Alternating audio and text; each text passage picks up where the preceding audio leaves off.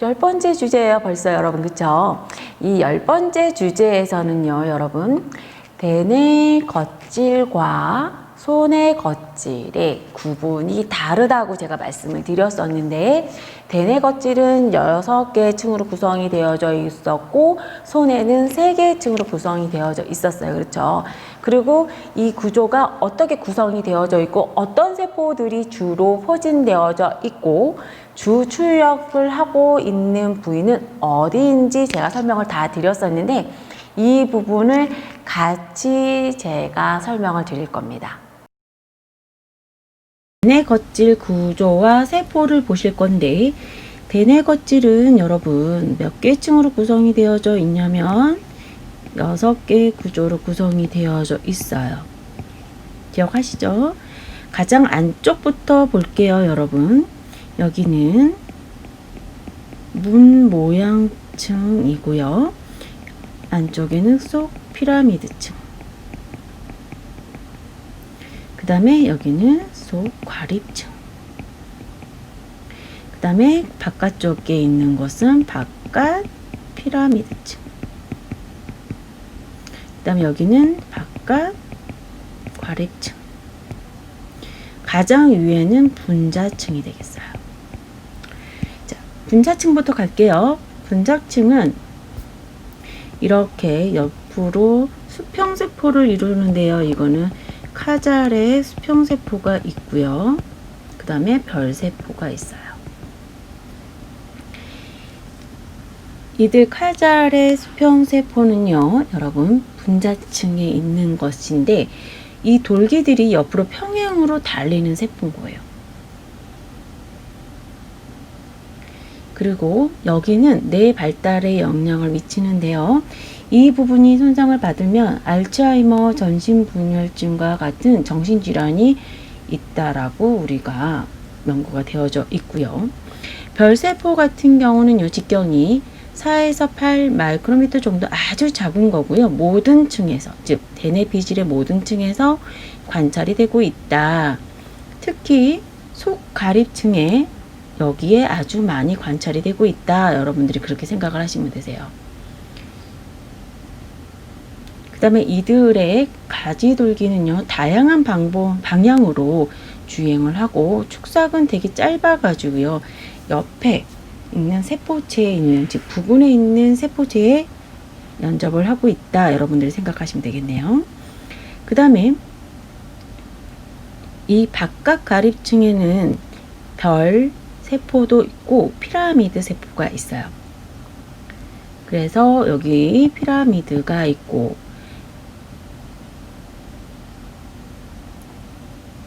그 다음에 여기도 피라미드 세포가 있고요. 여기가 피라미드 세포가 있는데, 이 피라미드 세포는요, 여러분 크기가 좀 다른데 이 속 피라미드 세포에 있는 피라미드가 세포가 가장 커요. 그리고 이 부분은 우리의 주 출력부가 되겠어요. 그래서 다른 쪽으로 투사되는 섬유인 투사섬유가 여기서 가장 이게 나간다, 이렇게 생각을 하시면 여러분들 되시고요. 그 다음에 5층에는요, 즉 속 피라미드 층에는요, 여러분들 우리가 뭐가 또 관찰이 되냐면 방추세포가 관찰이 되어지는데요. 이 방추세포는 변형된 피라미드 세포다 라고 여러분들이 생각을 해주시면 되고, 이들의 축삭은요, 여러분 옆으로 가는 연합섬유나 밑으로 가는 투사섬유로 연결이 되어진다, 이렇게 생각을 하시면 되세요. 그 다음 우리가 얘기하는 마지막 세포인 마르티노 T 세포는요, 모양층에서 관찰이 되어지고요. 여기서 T세포가 있고, 이 세포는요, 오른 축삭을 가지고 세포로서 축삭의 격가지가 모든 층에서 분포가 돼서 특히 분자층에서 종말의 분지를 하고 있다. 여러분들 생각을 하시면 되세요. 즉 여기 와서 쭉 올라가는데 여기까지 간다. 근데 다른 층으로 간다. 이렇게 생각을 하시면 여러분들이 이해를 하실 수 있을 거예요. 소뇌는요, 여러분, 대뇌랑 다르게 3개의 층으로 구성이 되어져 있는데, 가장 안쪽은요, 여러분, 과립층이고요. 이 중간에 제가 짧게 표시를 했죠. 여기는 뭐라고 하냐면 조롱박 세포층.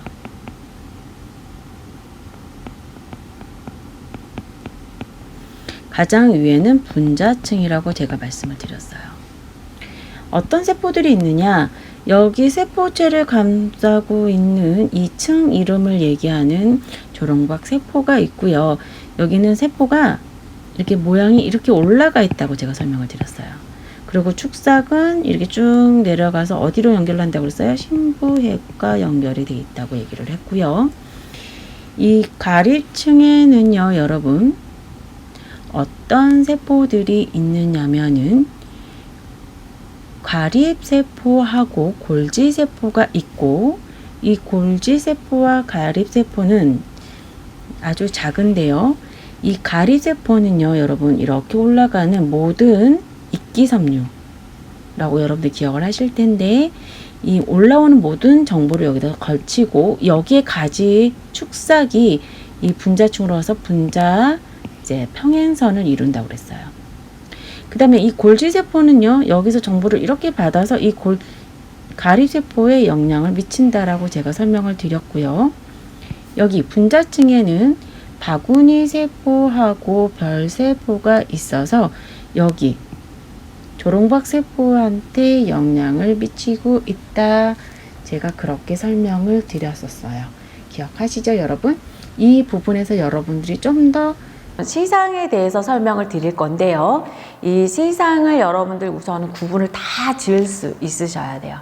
그래서 그림을 저희가 한번 따라 그렸던 거 기억하시죠, 여러분? 그 그림을 그리고 각각이 들어오는 정보들이 어떻게 처리가 되는지까지 이번에 다시 설명을 드리도록 할게요.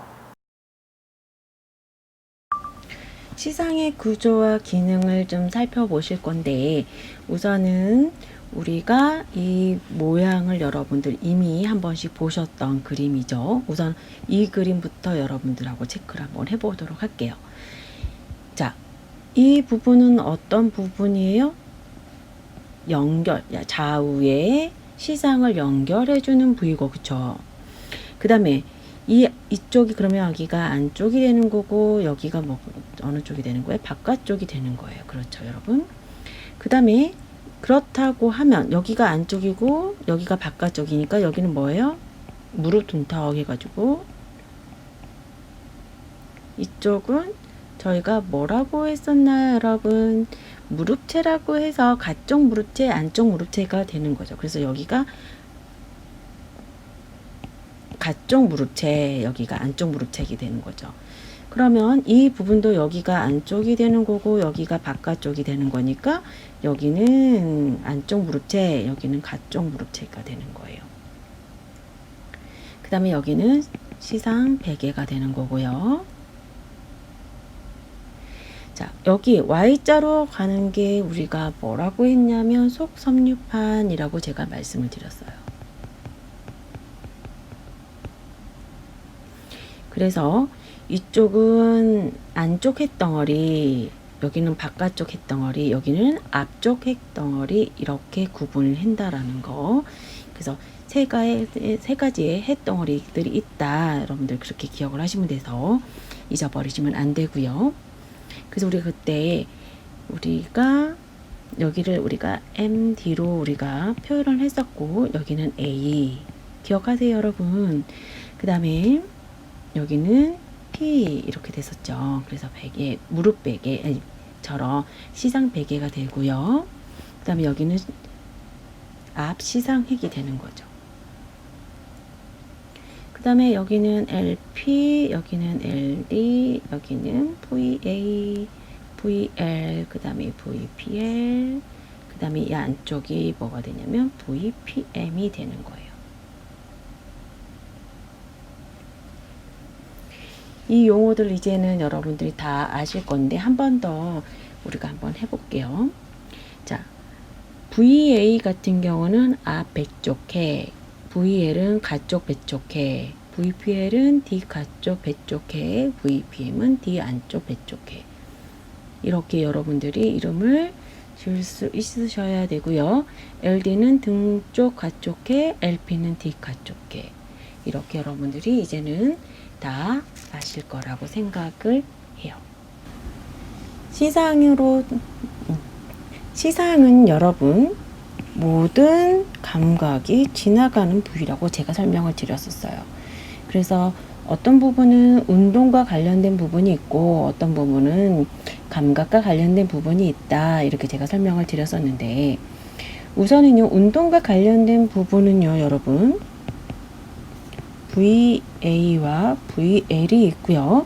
이 VA 같은 경우는 창백핵과 관련이 있으면서 어디로 가요? 창백에서 들어오는 정보가 운동계획 영역으로 우리가 이제 투자를 시켜주는 거죠. 그 다음에 VL 같은 경우는요, 손해의 치아에 그래서 들어오는 정보고, 이것은 운동 겉질, 그 다음에 운동 계획 영역으로 투자가 되지죠. 그 다음에 감각과 관련된 것들은요, 대표적인 게 VPL, VPM 이렇게 있고요. 그 다음 청각과 시각이 또 나누어졌었어요. 그쵸? 여기서도 청각과 시각으로 나누어졌는데, 청각 같은 경우는 MG, 안쪽 무릎체, 시각은 LG, 이렇게 제가 설명을 드렸었어요. 그 다음에 VPL과 VP의 차이는 무엇이냐면, VPL 같은 경우는 척수에서 들어오는 정보들, 그 다음에 이것들은 몸 겉질, 몸 감각 겉질로 가는 거고요.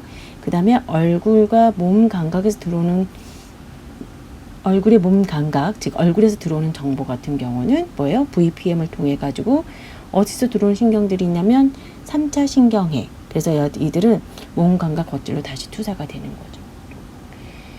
이들만 역할을 하는 것이 아니고, 이 시상 같은 경우는요, 둘레계와도 아주 밀접한 관계를 가지고 있어 가지고 앞시상해, 등쪽 안쪽에, 등쪽 가쪽해 같은 경우는요, 둘레계로 정보를 주거니 받거니 하게 되는 거예요. 그 다음에 시상 같은 경우는 제가 거의 대부분의 후각을 제외한 감각들이 들어간다고 제가 말씀을 드렸기 때문에, 감각 통합과 그 다음에 그들과 연결되어 있는 마루 옆 겉질로 많은 부분이 투사가 된다는 거 여러분들 기억을 하시면 되실 것 같아요. 우리가 사인에서 구성이 4가지가 있었어요. 그렇죠? 사인에는 시상 하부, 그 다음에 시상 상부, 시상 밑부가 있었는데, 우리가 11번째 주제로 시상을 하셨고 12번째 주제는 그 중에 하나인 시상 하부가 대해서 여러분들한테 말씀을 드릴 건데요. 여러분, 시상 하부는요, 기능이 되게 중요하다고 내가 누차 말씀을 드렸어요. 우리의 항상성, 즉 우리가 몸을 꾸준하게 유지를 할 수 있는 능력을 여기서 되게 많이 관장한다고 말씀을 드렸는데, 이 부분에 대해서 제가 한 번 더 강조해 드릴 거예요. 시상하부는요, 제가 신체의 리듬하고 아주 밀접한 관계가 있다라고 말씀을 누차 드렸었는데, 대표적으로 첫 번째가 뇌 분비 기능을 조절해줘요. 2번 같은 경우는 체온을 조절을 하고요. 3번은 음식 섭취, 그 다음에 수분을 섭취 조절을 해주고, 4번째는 생식과 성적 기능을 조절해주고, 5번째는 생활 리듬, 생체 리듬이라고 하는 게 낫겠죠. 생체 리듬과 관련되어져 있으면서, 마지막으로는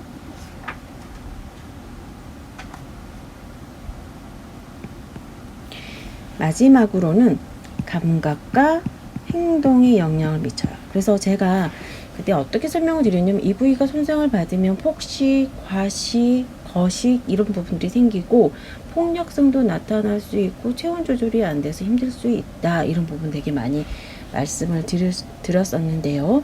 이런 부분들이 기본적으로 여러분 이 시상하부의 아주 중요한 기능이라고 보시고, 이 부분들이 우리가 다른 데 영향을 미칠 수 있다라는 거 꼭 기억을 해 주시면 되실 것 같아요. 자, 13번째 주제는요, 여러분, 우리가 대뇌와 소뇌가 겉질이 있듯이 우리가 안에는 백색질이 있었는데요.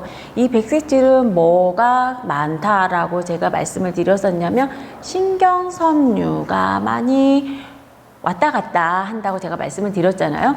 그래서 대뇌에서 가장 대표적인 신경섬유가 투사섬유도 있었고 연화섬유도 있었고 그쵸? 막교차 섬유도 있었고 이런 섬유들이 있었고 그 다음에 소뇌에서는 대표적인 섬유가 뭐가 있었냐면 이끼섬유하고 오름섬유가 있었고 이런 부분들이 있었는데 각자의 특성이 있었어요. 그쵸? 이 부분을 여러분들이 같이 이해를 하셔야 된다라는 거. 그래서 이 시간에는 그 부분에 대해서 제가 설명을 다시 드리도록 할게요. 대뇌 백색질에서의 속신경섬유는 크게 세 가지가 있다고 제가 설명을 드렸었는데 우선 첫 번째는 투사섬유, 두 번째는 연합섬유, 세 번째는 막교차 섬유가 있었어요. 이 투사섬유 같은 경우는 밑으로 내려오는 섬유죠. 위에서. 그쵸? 그래서 직선으로 밑으로 내려갈 때 혹은 이렇게 교차해서 내려가는 것을 우리가 투사섬유라고 했고 연화섬유 같은 경우는 한쪽 면에서 왔다 갔다 하는 이런 것들을 우리가 연화섬유라고 하였으며 막교차 섬유 같은 경우는 대뇌 방구를 좌우로 연결해 주는 것을 우리가 막교차 섬유라고 했어요.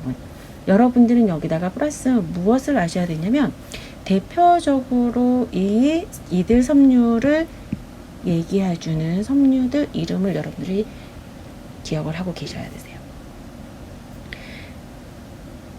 다음은 소뇌 백색질에서의 신경섬유인데 두 가지가 있었어요, 여러분. 하나는 이끼섬유, 하나 두 번째는 오름섬유가 있었어요. 이 이끼섬유는 소뇌로 들어오는 모든 섬유를 얘기를 하고요. 오름섬유 같은 경우는 아래 올리브 핵에서 올라오는 신경섬유를 우리가 오름섬유라고 했어요. 또한 이 오름섬유 같은 경우는 조롱박 세포를 직접적으로 연결을 해서 영향을 미치는 섬유라고 했고 우리 몸에서 들어오는 에러를 감지를 해서 바로바로 전달해 줄 수 있게끔 만들어진 구조라고 그랬어요. 이끼섬유 같은 경우는요, 가리세포랑 연접이 되는데 우리 소뇌로 들어가는 거의 오름섬유를 제외한 나머지 정보는 이 이끼섬유를 통해서 올라간다. 제가 이미 여러분들한테 수차례 설명을 드렸던 부분들이죠. 14번째 주제는요, 우리가 운동 시스템 중에서 우리가 이제는 운동 시스템이라고 하지 않고 감각 운동 시스템이다라고 제가 말씀을 드렸을 거예요. 근데 이 부분에서 제가 흐름도를 하나 그려드렸었는데 이 부분을 제가 다시 설명을 드리면서 바다핵과 소뇌에 대한 기능을 같이 설명을 드릴 거예요, 여러분. 왜냐하면 우리가 감각 운동 시스템은요, 여러분, 이 두 가지 그 다음에 흐름도를 빼놓고는 설명할 수가 없기 때문이에요. 그래서 이 부분을 같이 설명을 드린다라는 거. 그리고 예를 들어서 이거는 어떻게 시스템이 흘러가요? 이렇게 설명을 드릴 거예요, 여러분. 그래서 여러분들이 이 부분은 그렇게 공부를 연결해서 하실 수 있는 시간이라고 보시면 되세요. 감각 운동 시스템은요, 여러분. 우선 여러분들이 어떤 그림을 먼저 이해를 하시면 되냐면 대뇌 겉질 있어요. 대뇌 겉질. 그 다음에 밑에가 바로 뭐가 있어요, 여러분? 시상이 있고, 그 다음에 여기 뇌줄기가 있고, 그 다음에 여기가 척수가 있어요. 그래서 과거에는 이렇게 구분이 명령이 가고, 그 다음 명령이 올라간다라고 생각했어요. 그래서 수직 계층적 구조라고 했는데, 많은 동작들이 여기서 설명이 되어지지 않았던 거예요. 그래서 우리가 어떤 구조물을 우리가 이제 공부를 하기 시작했냐면 여기에 바닥핵이 있었고 여기 소뇌가 있었던 거죠. 봤더니 이 바닥핵은 경험과 관련돼서 우리가 대뇌 정보를 주거니 받거니 하는 거고 이 소뇌는 새로운 운동, 학습과 관련돼서 혹은 에러를 발견을 해서 여기 작용을 하더라. 그래서 이렇게 영향을 주고받거니 하더라. 근데 이 손해 같은 경우는요, 네 줄기를 통해서 이렇게 간다, 이렇게 온다, 혹은 이렇게 가고, 이렇게. 이 부분은 저는 내비게이션을 가지고 여러분들한테 설명을 드렸었는데요. 그 부분을 여러분들이 인용을 하셔도 좋고요. 다른 부분도 같이 생각을 해 보셔야 되는 부분이에요.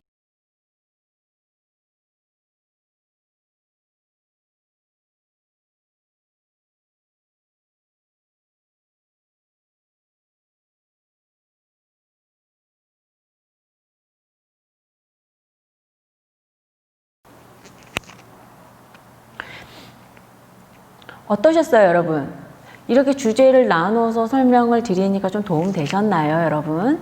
그래서 이 부분과 관련된 부분을 여러분들 하나하나 정리를 하다 보면 이제까지 여러분들 노트 필기 하셨잖아요. 그것도 정리가 되실 거고요.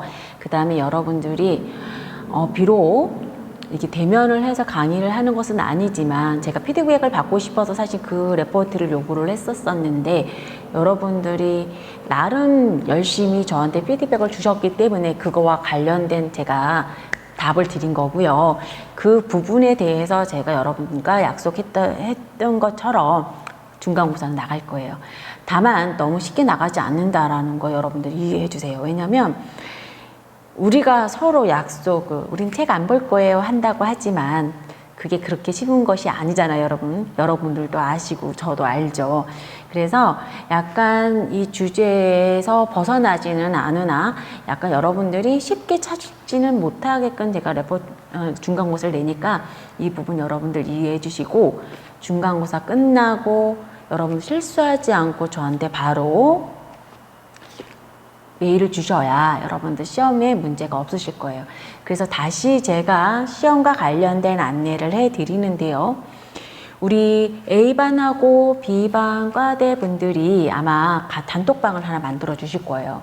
그리고 시험 시간 전 30분 전에 저를 단톡방에 초대를 해 주시면 제가 여러분들한테 자, 출석 체크한다라고 말씀을 드리면 아마 여러분들이 카운터가 0이 되면 모든 분들이 출석을 하신 거고 그 중에 한 분이라도 출석을 안 하셨다면 1이나 2라는 숫자가 뜰 거 아니에요? 그러면 제가 그때 제가 뭐라고 다시 말씀을 드릴 거냐면 뭐라고 한다고 했어요? 학번하고 이름을 써서 바로 보내주세요 그럴 거예요. 그래서 그때 그 이름하고 학번만 출석 인정이 되고요. 그 이후에 학번과 이름이 들어오신 분들은요, 감점 3점이 있다라는 거 명심하세요. 그 다음에 시험 시작과 동시에 30분의 시간을 제가 드릴 거고요. 그 다음에 사진을 찍어서 이메일로 저한테 전송하는 시간을 5분을 드릴 거예요. 그래서 35분 안에 모든 이메일은 저한테 전송이 되어져 있어야 하고요. 만약에 36분에 저한테 이메일이 들어오면 여러분 마이너스 1점씩 들어갈 거예요. 즉 1분당 1점이 마이너스라는 거. 즉 여러분들 시간 계산 잘 하셔야 돼요, 여러분. 그래서 실수해서 여러분들 점수가 낮아지는 일은 없도록 여러분들이 노력해 신경을 좀 써주시고요. 그 다음에 여러분들 컴퓨터로 작성하는 건 의미가 없어요, 여러분. 그래서 제가 미리 공지를 할 때 A4지에다가 신경과학 개론 학번 이름 그 다음에 문제 쓰고 답 쓰고 이런 식으로 해서 사진을 찍으라고 제가 말씀을 드렸거든요. 그 부분 여러분들이 지켜주시면 되세요. 여러분들 다음 주에 여러분들 중간고사 잘 보시고요. 그 다음에 제가 또 준비한 강의도 들어주시고요. 그래서 아마 시험 시간은 1시간 안에 들어갈 거고요. 나머지 2시간과 관련된 영상은 제가 따로 제작을 해서 여러분들한테 보내드릴 거예요. 그럼 여러분들은 또 공부하시면 되세요. 그러면 여러분들 중간고사 때 단톡방에서 봬요, 여러분.